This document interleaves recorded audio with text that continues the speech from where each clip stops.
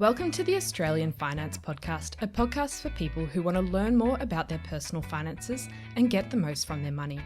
This series is hosted by Kate Campbell from How to Money and Owen Raskovich from Rask Finance. The Australian Finance Podcast is provided for educational purposes only. The information is general in nature and does not take into account your needs, goals, or objectives. What that means is the information does not apply to you specifically. So consider getting the advice of a licensed and trusted professional before acting on the information. Kate, welcome to this episode of the Australian Finance Podcast where we're talking setting and achieving money goals. Which has actually been a highly requested episode, so I thought we'd dedicate today to discussing everything to do with setting and achieving your money goals and not leaving it to chance or to January. Mm-hmm. Because we all know people tend to leave things to the end of the calendar year and they say, I've got a New Year's resolution. It's normally like health and fitness and the other thing's money related, right? I think my health and fitness one this year was do 10 push-ups, but I have not gotten anywhere with that because I did not have a plan. And that's something we do talk about in this episode is actually making a plan. Just so I can confirm, you're saying 10 push-ups in total or 10 in one go? 10 in one go. Yeah. Okay. I think over the course of this year, I have done over 10 push-ups because we had a charity push-up challenge at work. But 10 in a row, not on my knees, is the challenge. Oh, not on your knees. Yeah, that adds an extra level of complexity to things. Yeah, it does. And how did you go when you did the one at work? How many did you get to? Oh, I was doing them on my knees. Oh, right. Okay. I wasn't telling them that, though. Yeah. Fair enough. Okay, so this episode is not about push-ups, but we are talking money goals. So I think the first point that we have in our show notes is to talk about what are your priorities. Mm.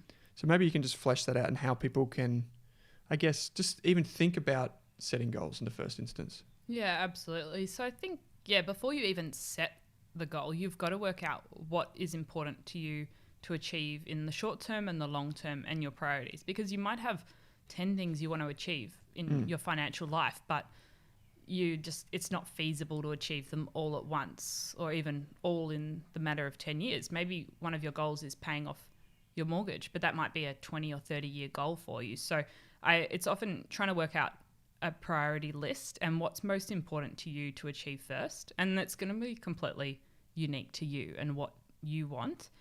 So you might put all the things you want to achieve financially in on a piece of paper and then group that into sort of short term, medium term and long term, and then actually prioritize them within that space. You might want to buy like 5 different things in the short term, but which one's actually important to you and which one would you be okay with not achieving? So do you think there's like a rule of thumb that people should be using, like short term, medium term, long term? Well, I think that's how I generally think about it, and I probably think that way with a lot of other areas of life. I probably set my financial goals in a similar way to I set other goals. And I group that because the strategy to achieving short-term, medium and long-term goals is quite different. Okay. So a short-term goal might be like, say, I don't know, saving up for a holiday? Yeah. So maybe you want to go to Queensland for Christmas, and that could be a short-term goal right now. Okay. And then medium-term might be, if maybe it's a younger person, home deposit? Yeah, saving up for a home deposit. Okay. Sometimes people want to save enough money that they can take a year off work to study a different course. Good one. Yeah, maybe it's you want to work overseas, so you want to have a bit of a safety net there. Even sometimes emergency fund kind of falls into that medium-term goal, depending on how much you think you need as an emergency fund. And I guess another one there might be credit cards, because sometimes that can take a while. Yeah. Right? Yeah. So credit cards and paying off debt. If it's just you want to cancel your Afterpay account, that might be a short-term goal, something you want to get done by Christmas. But paying off a credit card debt that's sort of accumulated a bit might be a medium-term goal for you that you want to achieve. Mm-hmm. Cool. And then obviously for most people, the longer-term ones might be, say, a house, sorry. Yeah. Or retirement, those types of things. Or even, the common one nowadays is financial independence. Right. Yeah. And so those are things that might be 5 years off or 10 years or even longer, perhaps. And maybe you want to save up so you're financially ready for a family as well. So that might be something you're looking for in building that super's falling into that long-term planning category as well. I like that. I like how you bucket it into those 3 different things. I'm just thinking someone at home could just get a piece of paper, have 3 columns, Yeah, and then just put the things down and then rank them. Yeah, and I think ranking them as well is important because you've got to work out what's the priority, because you can sort of do anything but not everything. I think I stole that line off a US financial podcast, but that's actually really stuck with me, that I can achieve my goals, but I just can't do everything. I've got to work out what my priorities are. That's super cool. I like that. I think I might steal that off you. Okay, so kind of like the next step, once you kind of know your priorities, and then one of the steps might be defining your goal. So how do you think about that? Yeah, so I think about it, what does the end result look like to me? So whether it's I'm on a holiday, I've paid off my debt, I'm financially independent, what does that look like? And I think writing that down or somehow recording that as something that to aspire to, because you can think about what does the end result look like and what would it mean for you to achieve it, because having a lofty goal is one thing, but you actually got to think about, well, what does it mean to achieve that? Because you need to sort of think about that to actually work towards that goal, especially if they're long term and they're going to take a long time and a lot of work to achieve. That's probably something that I've neglected to do in the past. If I've ever set a goal, I wouldn't really, I think, I want financial independence, or I want a beach house. I don't know, I'm just putting something out there. But I failed to really think why I want that and then write it down. Why do I want that? And what's it going to feel like? And I guess that's where that motivation comes from, to when you're every day you're sacrificing something, that's what you need to remember. Whereas I've always failed to, like you say, define it really well. Yeah, but it's like if your goal is to pay off a credit card, well, you want to pay it off so you've got a bit of extra cash each month that's not going to paying off debt. So you're debt free. So that takes a weight off your shoulders. So you don't have to worry about the ATO or the debt collector knocking on the door. So just thinking about what it would mean to you to reach that goal and what the end picture could look like. I think that's cool too. I think I think I'm just thinking of, you could just do all of this on one piece of paper. That's probably as simple as you could just sit down one night with your partner or by yourself, with a friend, whatever, family member, just write it down. Okay, I think when I was talking to an author by the name of Melissa Brown, she said, it's all well and good to have these wishy-washy goals, but at the end of the day, it's what are you prepared to sacrifice? And I think that's the question. Like, what are you prepared to sacrifice to have this, to reach this, I guess, this end goal? What are you prepared to sacrifice? And that's when it comes back to reality. And speaking of, the next step would probably be, what's your plan? You've put it down as an action plan, but how are you going to get there?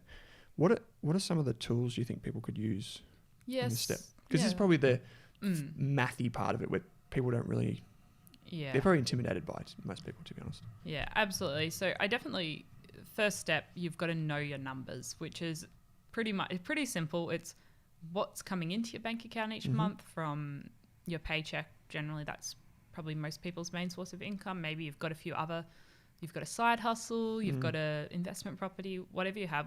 What is coming in each month, and what's leaving your bank account each month? And maybe you just have one card you use, so you can easily work out exactly what you're spending each month. But there's other apps. I've had a look at Frollo, Moneytree, Money Brilliant. So they're ones you can link your credit card or your debit card or your bank account to, so you can actually look at what came in, what went out, and what categories are you spending the money on as well. And that's just a really simple way to do it. To be honest, call me old-fashioned, but I do like to write things down. I do like to, even if it's in a spreadsheet, I'm typing it in. I do like to feel like I know where things are going, and I really only do that and understand it truly if I actually write it down or see things. I think with this step, what you can do is you can use these apps and everything like that, and use that to inform you.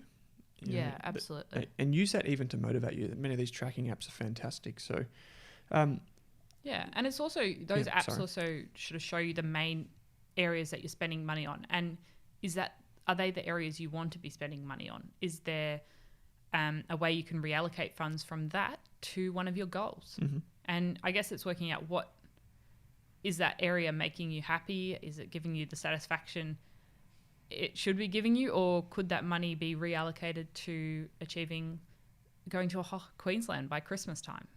Is that something that you want to reallocate the money to a goal instead?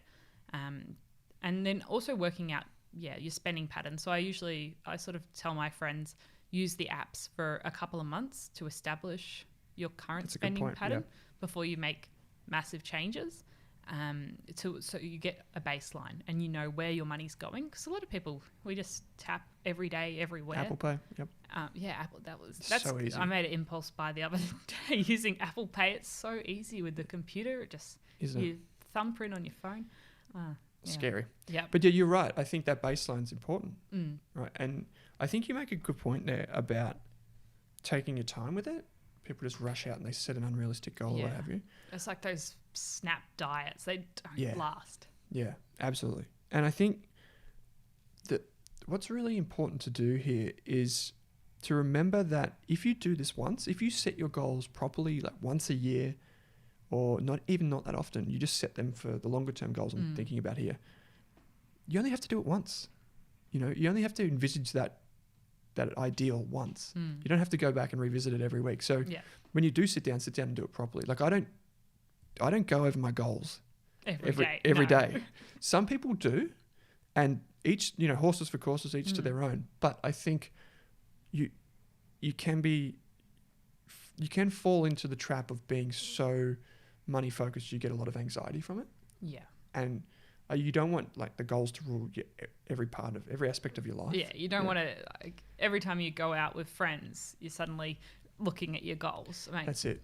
Like you're splitting the bill down to the cents. Yeah. Like that's just, I think that's too far. Sometimes actually revisiting it regularly for a short-term goal. Absolutely. I've recently just been saving for a holiday, and it actually helped me. I printed out exactly what the number I needed for that holiday, and I actually broke it down into small chunks. And as I throughout the last year, as my pay came in and I put money aside for that trip, I actually just crossed it out on the piece of paper that I'd had stuck on my wall. So it was sort of a count down, count up to reaching that goal. So I think for a short-term goal, that could be a useful method, and that allowed me to sort of keep on track every day. But you probably don't want to just like put your superannuation goal up on your wall. No, I'm not sure if that would be that helpful. You have to have a big wall. Yeah.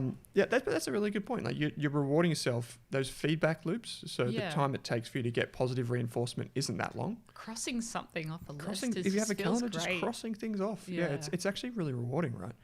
I reckon, you're onto something there with revisiting your goals regularly, in terms of the short-term goals. But for me, what's happened is I don't set goals. So contrary to what we've been talking about, I don't set like big grand goals. Many years ago, I made the decision that I wanted to be financially independent.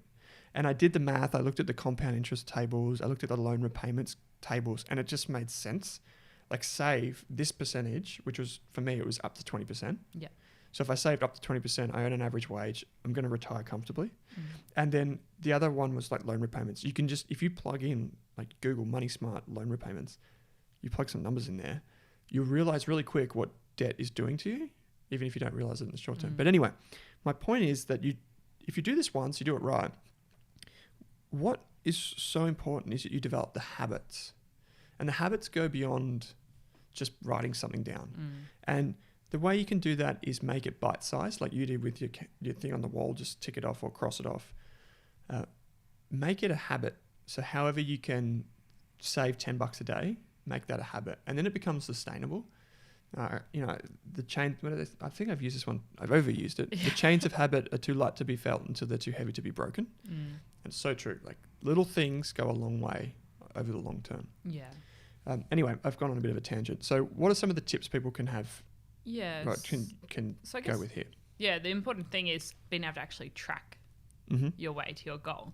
And one of the tips is talking with your partner or family or a trusted friend about your goals, and maybe ask them, check in with me on a quarterly basis, check in with me on a monthly basis, ask me how I'm going. Tell me if I seem to be spending a lot of money on stuff that doesn't align with my goal. Maybe that's something you do. Is you want someone, we never like someone telling us, oh, are you sure you want to buy that coffee? But just someone to sort of prod you in the right direction. And that often helps reinforce that positive behavior and celebrate the wins with you. If you achieve the goal of saving $1,000 for a Christmas holiday, you want to celebrate that with people. And that sort of reinforces the fact that it's actually positive to reach your money goals and positive to talk about money. Absolutely. I think that's really good. I mean, and even for, like you said, it doesn't have to be a partner. It can be like a friend or a family member, just be anyone really. It's just important to talk about it. You know, we're fortunate because we're finance people. So when we're introduced to people, it's like, oh, I'm in finance. And they're like, oh, what do you think of this? I've been doing that. So it's easy for us, but for people that don't have the knowledge or don't get introduced that way, it's not necessarily a topic that gets brought up all the time, right? Like a lot of people I know have grown up in families that just don't talk about money. So for them to actually go to their parents and say, oh, I saved up my first $1,000, that might be a really weird or uncomfortable subject to broach. So maybe you need to find a trusted a friend to talk to or something like that. For sure, 100%. It can be anyone. It can be, you know who, I don't mean to generalize, though I am, older people love to talk about finance. I thought you were going to say the Uber driver. Oh, yeah, well, they do too. One was trying to tell me I need to start trading the other day. I was like, man, nah. Thank you anyway. But no, older people love to talk about it because it's on their mind. Yeah. Right. And they always, it's like one of those things where you talk to older people, they always think you're more mature if you talk about something that's like a mature subject like finance. So it's there's always good value there. One last tip is you can use a calendar and a spreadsheet. So I have speaking of goals set ages ago, I think it was like 2 years ago, I set a recurring calendar event that tells me to deposit $1,000 into an investing account, and it tells this is every month, and it tells me to check my financial goals. Yeah, that's all it does. I don't read it every month. It just reminds me, just prompts me to think about it. And I think that's like when it comes to superannuation, I think everybody should have in their calendar for a reoccurring, just one date each year, a reoccurring event in their calendar to check their superannuation, check what fees they're paying, check if their super is actually performing in line with what it should be, and just see if you're on track and whether you want to make some changes. I think everyone should put that in. That's good. Influencer Kate has made the call. We all must do this. People don't check super and they don't talk about super, and they should. So I think if that... Take one thing away from this episode, it's a recurring calendar event in your diary. Once a year, check your super. Yep. Easy to do. Do it on your smartphone. Do it in your web browser, whatever. Okay, so this comes to the next point, which is automate. So we just want to automate things if we can. I'd say not too much. Not to the point where everything's on autopilot, but just so it makes your life easy. Yeah. And it prompts you. I think automating in terms of putting away more in savings is a good idea. You don't want to automate like direct debits for all these online products you're using. Yeah. So automation, if it's going to be beneficial to you in terms of reaching your goals and savings, is good. If it's about money leaving your bank account, not so good. I like that. Yeah. And because I was thinking about the other day, there are so many subscriptions and things that you can get.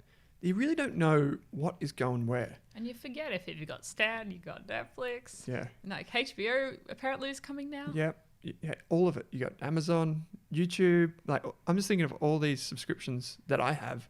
I'm thinking, geez, I don't even know which day these come out. They're only small. Like iTunes and like Apple just send you receipts and like, oh, we've taken money out for this and this. Or you don't notice, and then you go to like your bank statement, and that's when you notice the little transactions. You're like, geez, I didn't realize. And they add up. Like if you've got 10 different subscriptions, it might be like $100 a month. That's $1,200 a year that you could be putting towards a goal. Yeah, and it's probably for things you don't necessarily need all the time, right?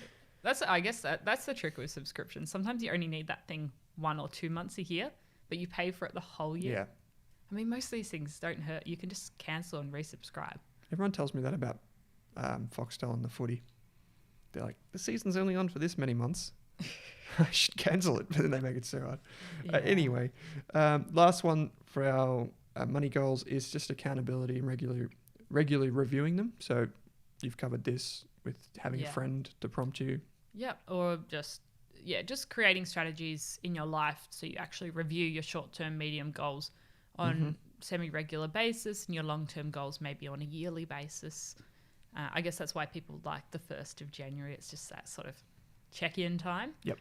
But I don't know if on New Year's Day you're ready to check in with your supers. So I probably wouldn't have that as my check-in day. No, you've probably got better things to do. Using apps, a lot of them are using technology to prompt you and remind you of things like you've been paid, your supers come in, all sorts of things like that.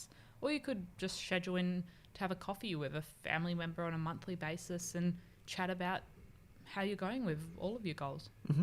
Absolutely.